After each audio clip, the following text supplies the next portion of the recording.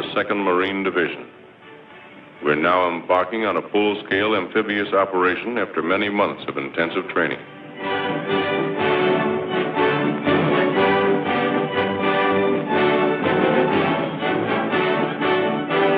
The transports are combat-loaded. The ships of the Navy and Coast Guard form our convoy. Squadrons of carrier planes cover us in the sky. Several days from our destination, a destroyer brings us sealed orders.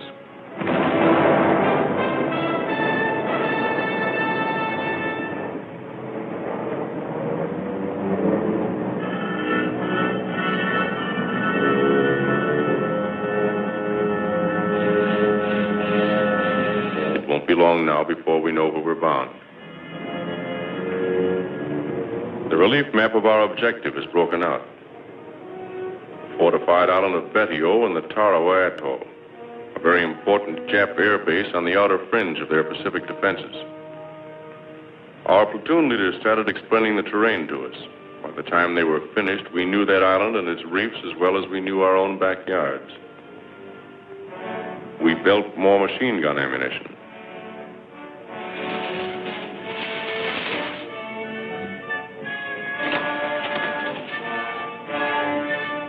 Check and test fire all weapons.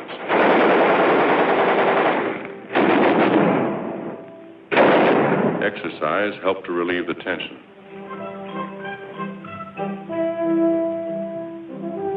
Navy and Coast Guard coxswains received last-minute instructions on formations, rendezvous areas, and departure times.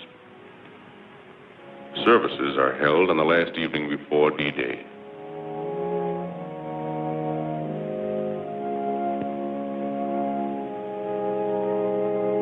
We liked listening to Father Kelly. He'd been with us at Guadalcanal. He had a way of saying what we wanted to hear.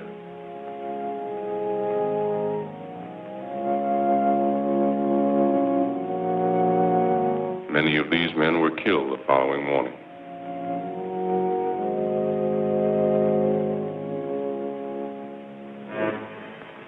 We are ready. D-Day. This is the day we attacked. Long before daylight, we're over the side into amphibian tractors and landing boats.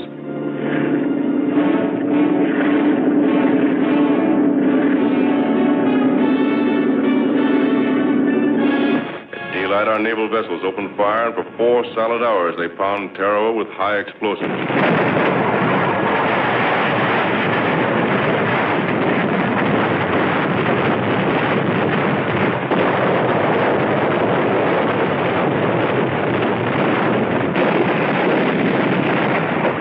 Everything went like clockwork. When the ship stopped firing, the Navy planes would take over. Bombing. Strafing. We were a team working together. Then, again according to plan, the planes withdraw and the ship's batteries open up again.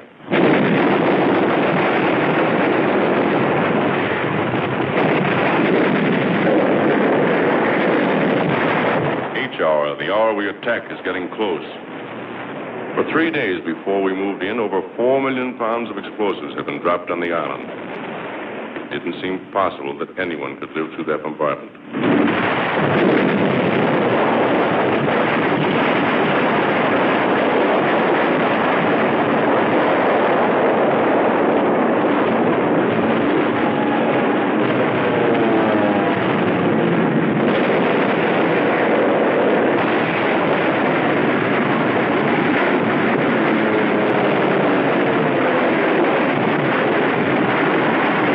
From this Jap hulk, machine guns constantly strafed our assault waves.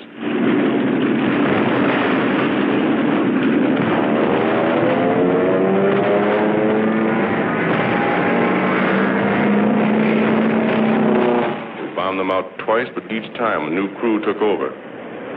One of our planes scores a direct hit.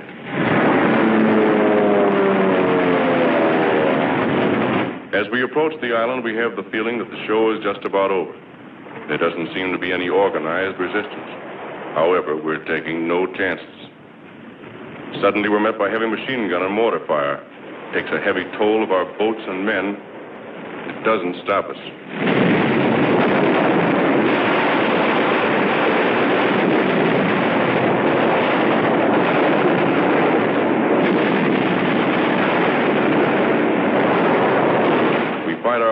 beach.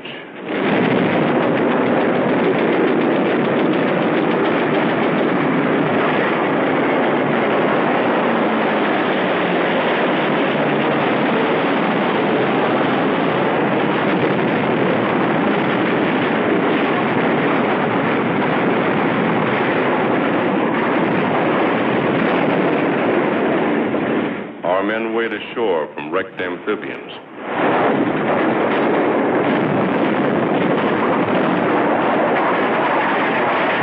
A long pier extending across the fringing reef gives protection to a lot of our boys on the way in.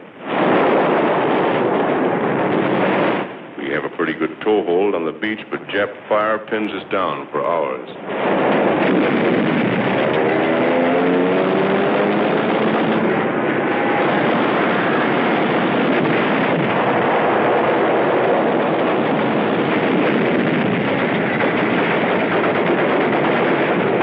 Casualties are pretty high, but as we found out later, blood plasma saves a lot of lives.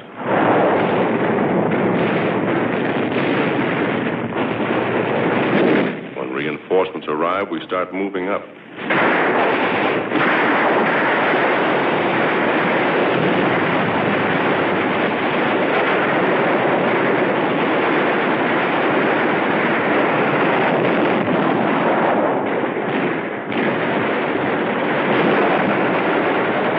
It isn't easy knocking those Japs out of their positions.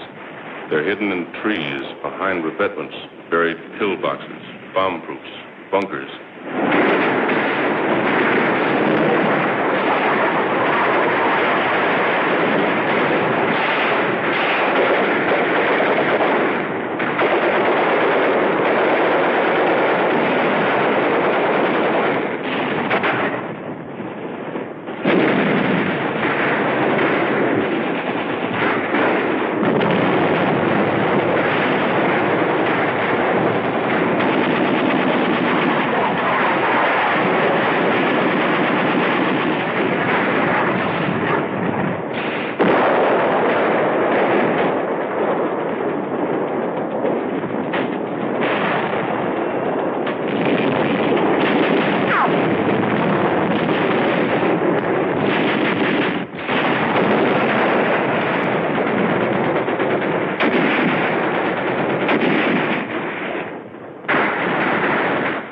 Hand grenades.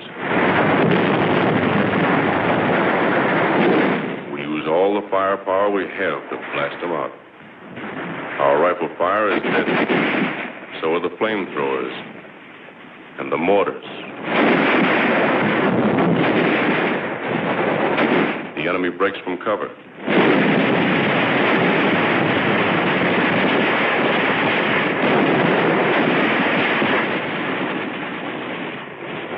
It's tough getting them out of places like this.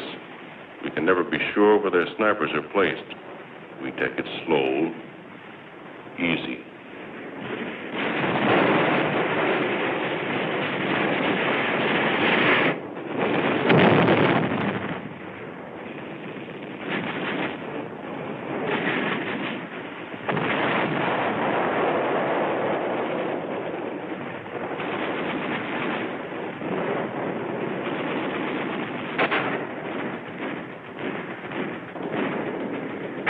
This bunker is giving us plenty of trouble. We have orders to clean it out.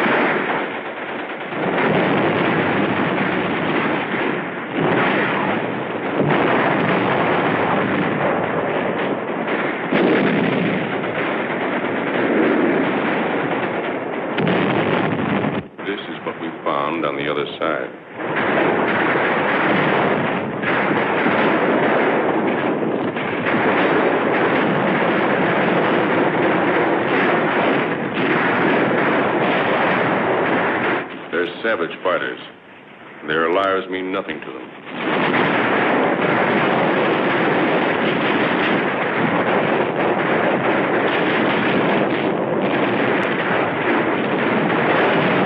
One of our boys is hit.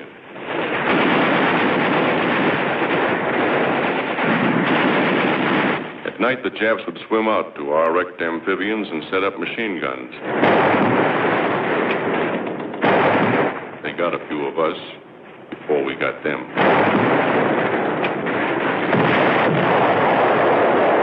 Commanding officer of the assault troops confers with his staff. One of our medium tanks remains in operation.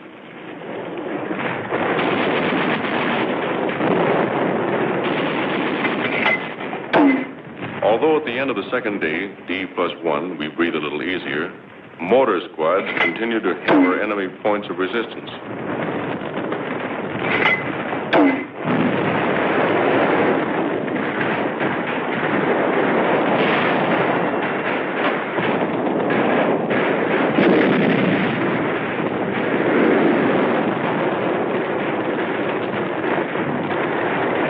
By this time, we know the Japs are licked. They must know it, too. There's still strong resistance. Nip suicide snipers tie themselves up in the trees and take pot shots at us. We hit them, but they don't fall. Just die and hang there.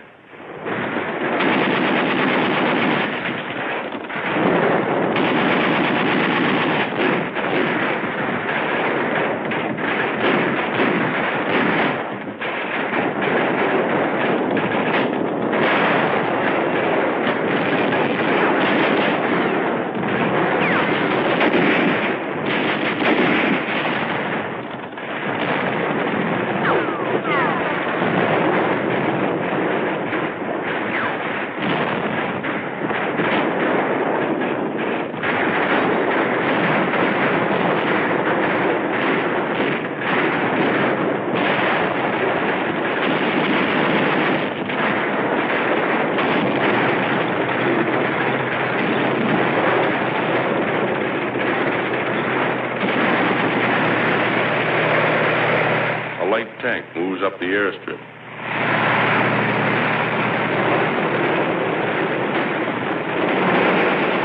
One of our boys is wounded during the attack on the airfield. Another Marine goes out after him in a jeep under heavy machine gun fire.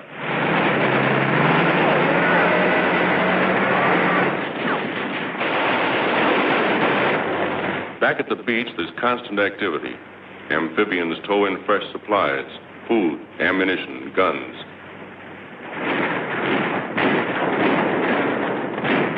As the battle moves across the island, the chaplain's assistants tend the dead, removing the lower identification tick and leaving the duplicate on each Marine so there'll be no mistake later on. Generals Holland Smith and Julian Smith commanding the force and division. Admiral Harry Hill commanding the task force. Sometimes we actually have to dig the Japs out of their holes. The island is infested with buried pillboxes, many of them still crawling with Japs. These bunkers were so constructed that heavy shelling and demolition charges failed to crumble them. Many of them were over 20 feet deep.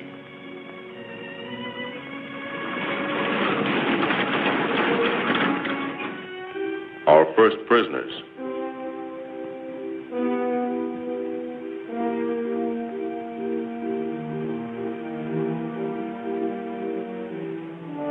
The wounded are given first aid in the field and then carried by stretcher to the boats.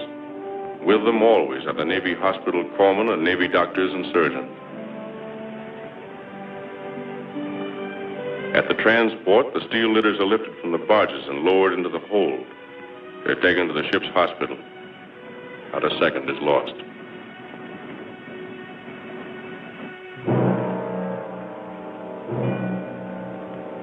These are Marine dead.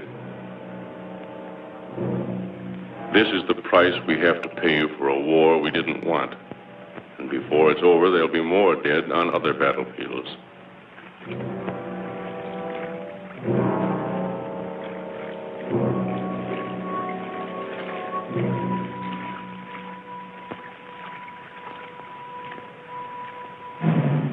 Burial aboard ship for Marines killed in action.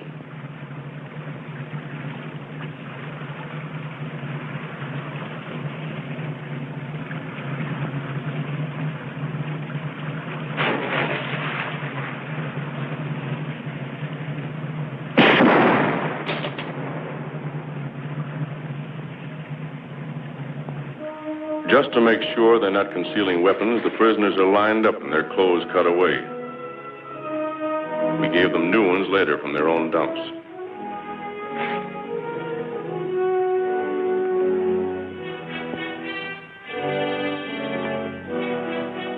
The rest of the island's defending force is dead. None escaped.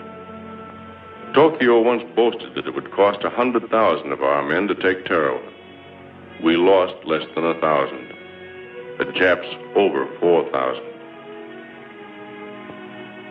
A wounded Jap soldier.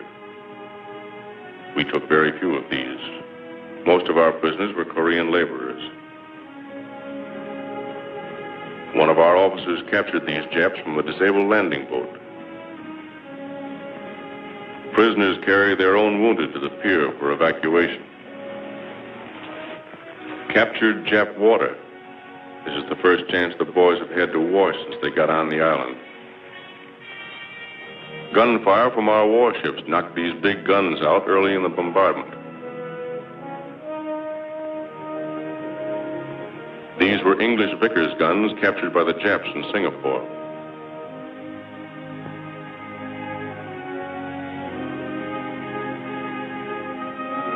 One of their many light tanks.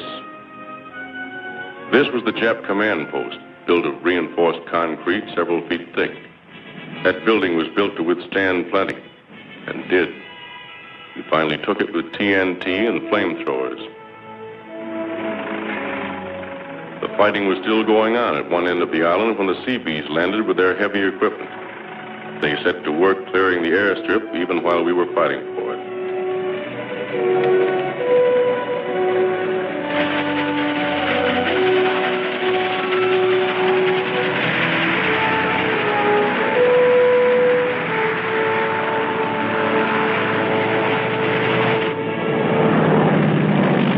The first plane landed just 24 hours after the Seabees had started to work.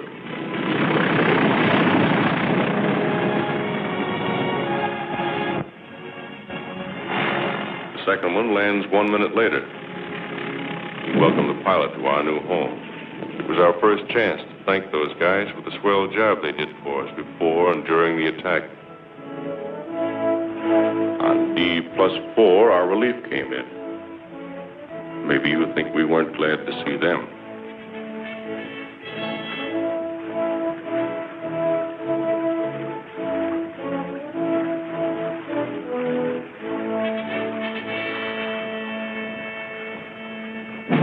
I guess all of us knew from the first, no matter how tough the going was, that we'd take the island. Just the same, the day the colors were run up on this palm tree and flew for the first time over Tarawa, we got a lump in our throats. We were mighty proud.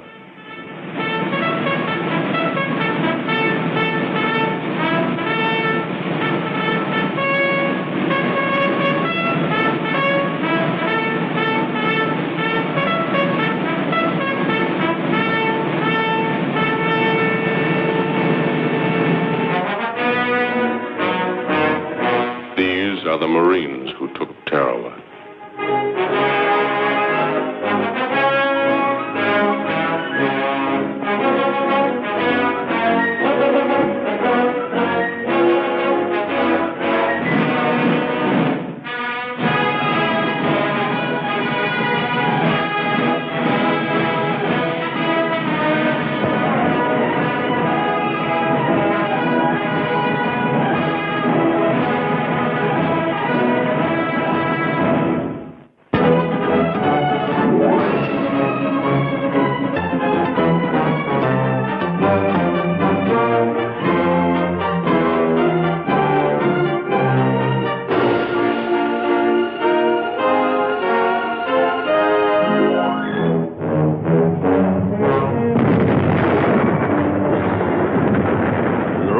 island of Guam, shelling Jap installations late one afternoon, about 2 weeks before the landings.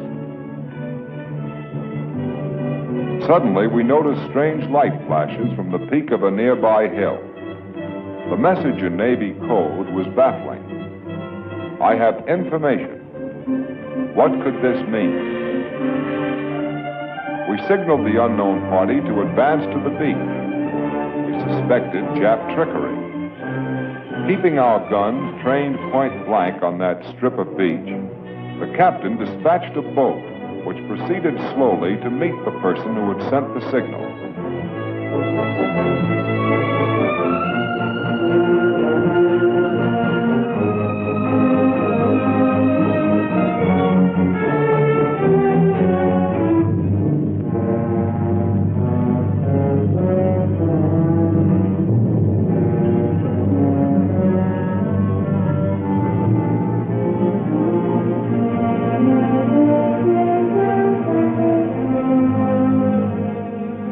A white man, a strange, unkempt figure, crying and laughing in his joy and excitement.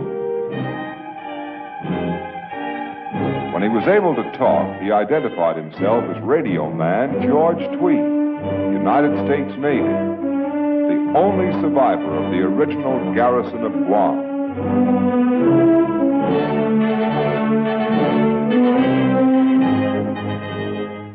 Slowly, a strange story came out. How he took to the hills during the original Jap attack. How he lived alone in the jungle, changing his hiding place daily, sometimes hourly, for 31 months, while endless Jap patrols hunted him like an animal. How courageous natives smuggled him food and news and warnings of danger. Here was a Robinson Crusoe who had stood up alone against the whole Japanese empire. When the destroyer with Tweed aboard rejoined the main task force, he was amazed by the size of the fleet, larger even than he'd hoped for during his 31 months of hiding. Battleships, cruisers, destroyers, carriers, so many of them, and assault troop ships and assault cargo ships of a kind that didn't even exist when Tweed became a fugitive. The fleet has come to this staging base, itself so recently in Jap hands, loaded and powered for the attack on Guam. Now, while a band swings out, heavy shells are taken aboard. The finishing touch, the steel that will sting. The big claws, these 14-inch shells, will rip out shore installations, make the landing less costly in American lives. Cans of 40-millimeter ammunition pile up in great mounds on deck. A curtain of fire waiting to be raised if needed. There, across the water, lies Guam. It means much to all Americans, but most to these sailors. They're Guamanians, Americans too. Americans known as Chamorros, whose families have been captives of the Japs for 31 bitter months. Soon we will find out what those Japs have done to our island. Beautiful it was then, and living there made us happy. There were 21,000 of us, and we knew each other as friends. Although we were far out in the Pacific, we were proud to be under the American flag. We were content. It was a good life.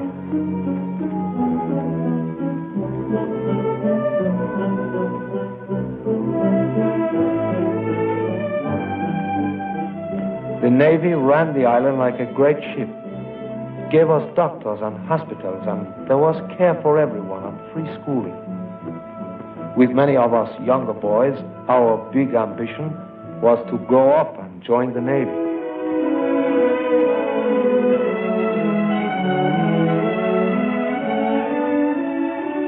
Our older men learned about self-government from the captain who was in charge of the island. We organized our own militia.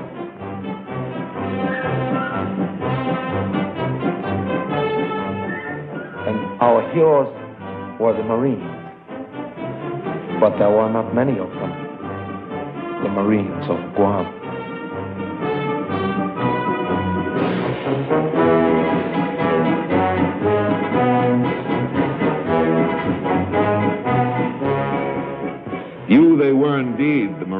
Guam.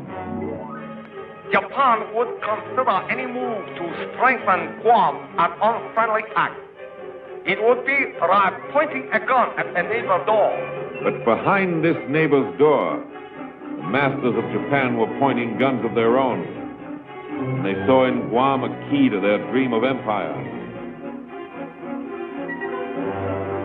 Their agents among us were busy. Guam was not to be an obstacle to the plans of Tokyo. Then on a certain day in December 1941, the masters of Japan were ready. The war was on.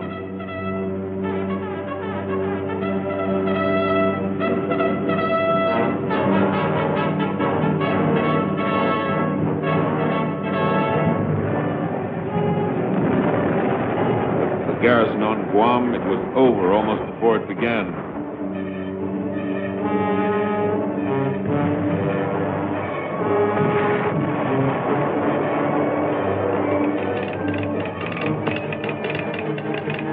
The Navy Department announces that it is unable to communicate with Guam, either by radio or cable. The island has been bombed repeatedly, and Japanese troops have landed at several points. A small force of less than 400 naval personnel and 155 Marines were stationed in Guam. The capture of the island is probable. Guam now belongs to Japan forever. Never again will Americans touch its soil. The return to Guam, we knew, would take many ships. In the months that followed, we built such fleets that we were able to start the march back at Guadalcanal. At this ridiculous rate of advance, America might recover its lost territory in perhaps 200 years. Then we made enough planes to begin whittling down the Jap fleet. We grew strong enough to attack New Guinea.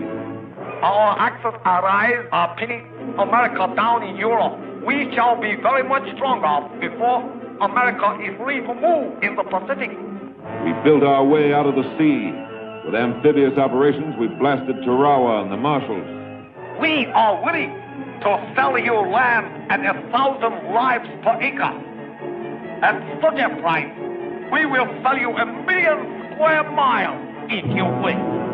Then we were ready for the great adventure, an attack on Japanese territory. We conquered Saipan. But not Guam. Guam is secure. Guam is Japan. Guam is Japanese forever. Today, our guns thunder their answer. Our guns are on target. The target is Guam. New planes come up to meet ours. The island has been plastered for weeks in the air.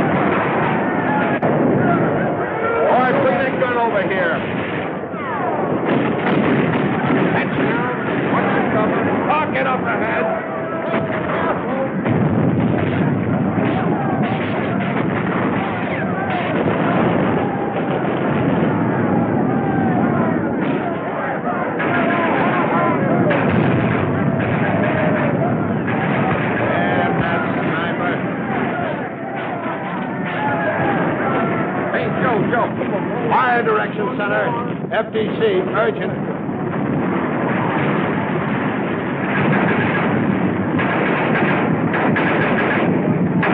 To the left.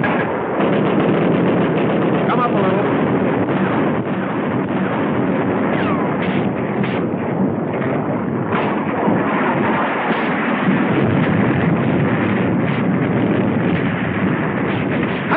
Come on, let's go, you guys.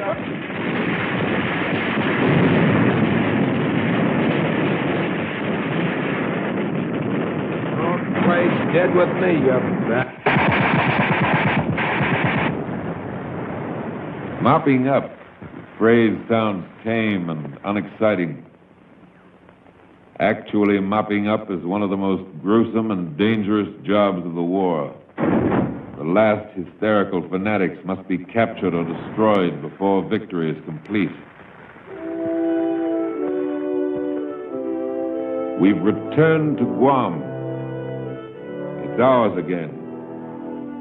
But the cost has been high.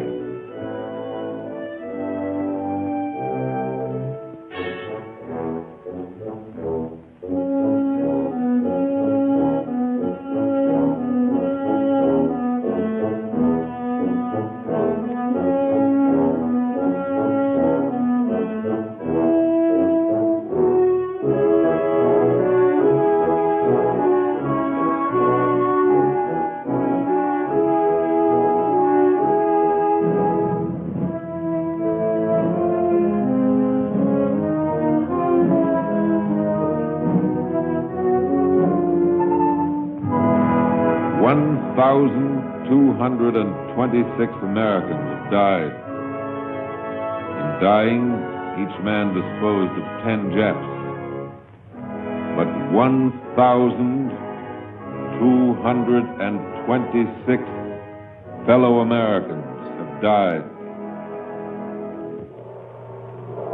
Here are the sons of heaven. These are the members of the divine race. These are the men who set out to conquer the earth. Where now is the imperial arrogance which went forth to bestride the world?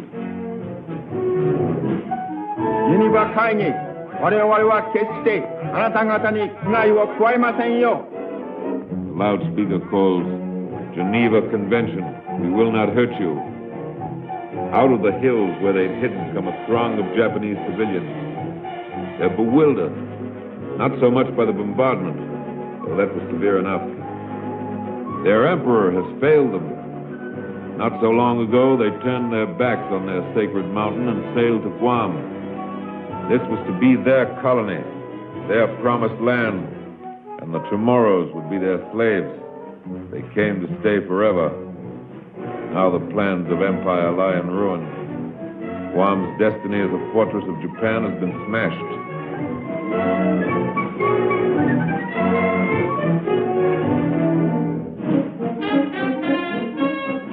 Now a new Marine garrison takes up the watch on Guam.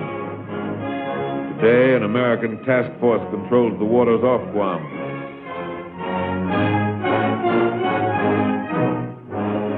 Two months after his rescue, George Tweed, now warrant officer and holder of the Legion of Merit for his aid in the recovery of Guam, returned to the island to prepare a final report on his strange adventure. I came close to dying 100 times during the last 2.5 years, but when those American planes and ships came over, I almost died of joy. All that power, that was a sight for sore eyes. The Navy sure had the stuff. I didn't have to wonder anymore what the folks back home had been doing while I was playing hide and seek with the Japs. But the Japs did a few other things besides chase me around. When they started fortifying, they built up their defenses like mad.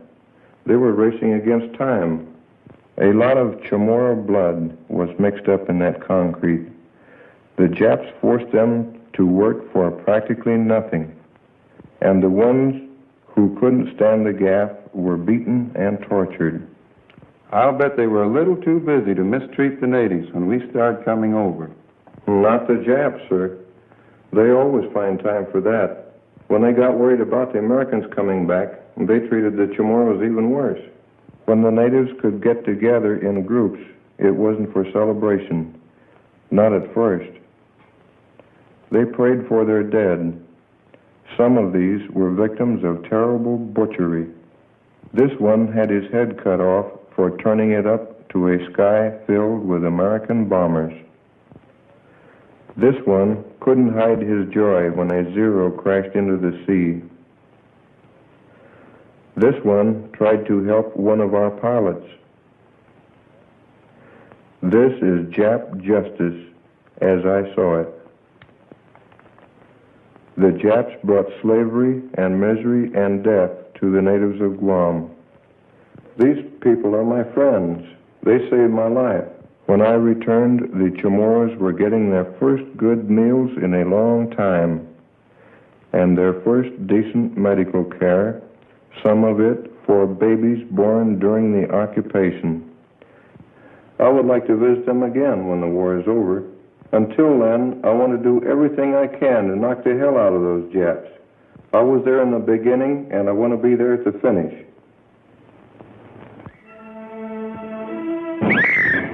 People of Guam, the government of the United States, your government, promises your homes will rise again. Your losses will be restored. But what is done for Guam is only part of what Guam will do for the people of America and the peace of the world. Guam will now become everything that a powerful American base should be. Great installations will rise as sentinels of our security and the peace of the world. From Guam, the attack goes forward. From here, the winning blow may be struck against Japan. On to Guam, on to every other place we win, we must pour the power that will clear the path to Tokyo. This base, which was lost and is now redeemed, may now fulfill its destiny and launch the action that will help win the war.